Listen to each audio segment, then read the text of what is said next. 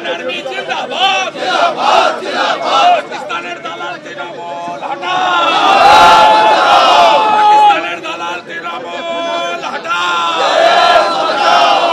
আজকে আমরা প্রাপ্ত বসু যখন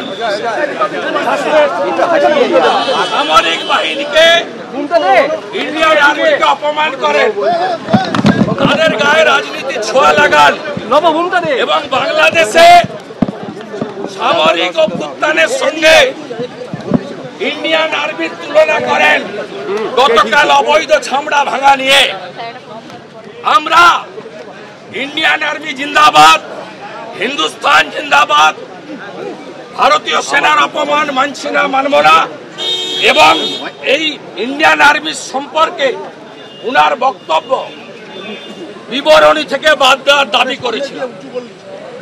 অরূপ বিশ্বাসের নির্দেশে এই স্পিকার বিমান ব্যানার্জি অরূপ বিশ্বাসের কথায় অফিসিয়াল প্রস্তাব না এনে তার চেয়ার থেকে তিনি বিরোধী দলনেতাকে সাসপেন্ড করেন। আমি প্রাউড রামপুরহাটের বকটুইতে মুসলমান মহিলা শিশু পুরানোর জন্য প্রতিবাদ করতে গিয়ে আমাকে সাসপেন্ড করেছিল। পরবর্তীকালে দেবী দুর্গার মূর্তি ভাঙা নিয়ে আমাকে সাসপেন্ড করেছিল। আজকে ভারতীয় সেনার হয়ে বলার জন্য ভারতীয় সেনাকে অপমান এবং রাজনীতিকরণের বিরুদ্ধে আওয়াজ তোলার জন্য বিরোধী দলনেতাকে সাসপেন্ড করা হয়েছে। আমি গর্বিত ভারতীয়, আমি আমার সেনার জন্য গর্ব অনুভব করি এবং এখানে যারা আছে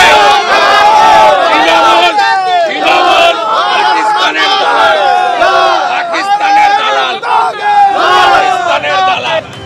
আপনারা দেখতে পাচ্ছেন বিধানসভায় বিরোধী দলনেতা শুভেন্দু অধিকারীকে সাসপেন্ডের পর তিনি বাইরে এসে এভাবেই প্রতিবাদে সরব হয়েছেন যে অন্যায়ভাবে একেবারে সাসপেনশনের নিয়ম না মেনেই তাকে সাসপেন্ড করা হয়েছে।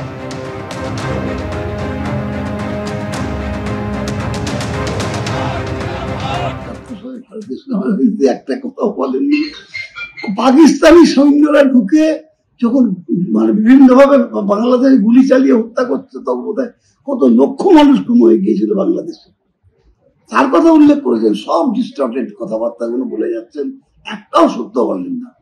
অপোজিশন অপোজ করবে এ ব্যাপারে আমরা কোনো আপত্তি নেই, কিন্তু তার যে মানে সভ্যতা ভদ্রতা বা শালীনতা এবং সংসদীয় গণতন্ত্রের রীতিনীতি ধারে ধারে না, ধারে ধারে না।